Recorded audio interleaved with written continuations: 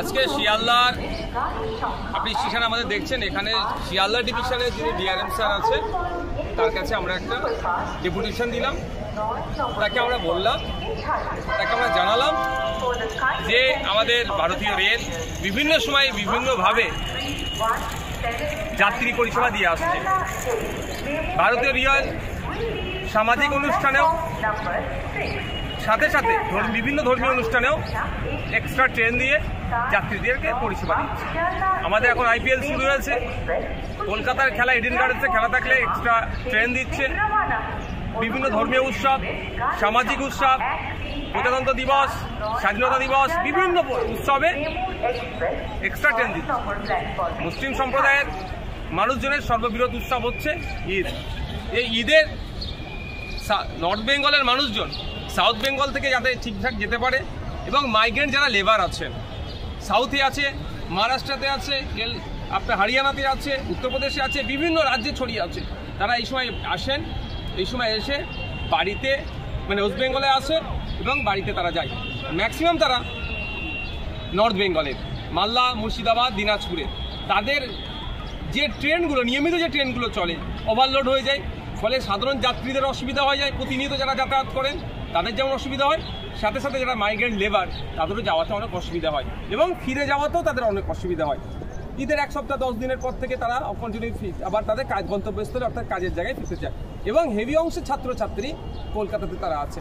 এই ছাত্রছাত্রীর মধ্যে ভিন্ন সম্প্রদায়ের আছে, ভিন্ন বর্ণের আছে, কারণ সরকারি যখন ছুটি পড়বে তারা আবার এই 2-3 দিন বাড়িতে তারা কাটিয়ে আসতে চাইবে।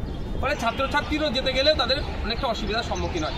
সেই জন্য যাতে এক্সট্রা ট্রেন অ্যালট করে সেই জন্য ডিআরএম স্যারের কাছে গিয়েছি।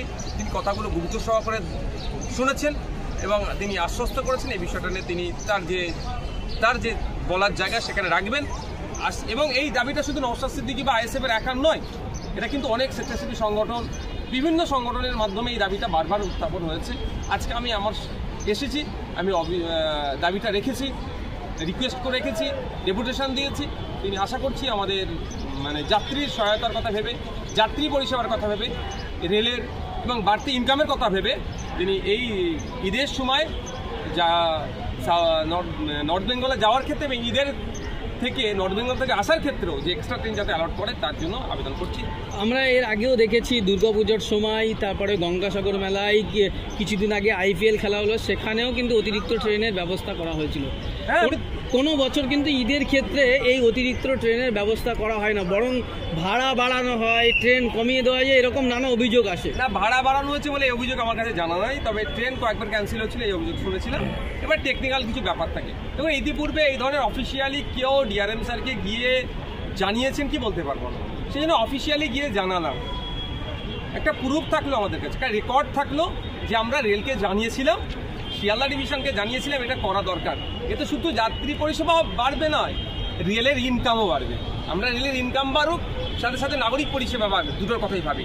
হ্যাঁ, আমি বলছি তো, বিভিন্ন ধর্মীয় উৎসবে, বিভিন্ন সামাজিক উৎসবে, খেলাধুলার ক্ষেত্রেও এক্সট্রা ট্রেন চালানো হয়েছে। কলকাতার ইতিহাসে বা শিয়ালদা ডিভিশনের ইতিহাসে অনেক রেকর্ড আছে। কতটা আশাবাদী? দেখুন, ওই কথাটা বলেছি, ডিআরএম স্যারের গুরুত্ব সহকারে শুনেছেন। আশা করছি এবারে পজিটিভ কিছু একটা হবে।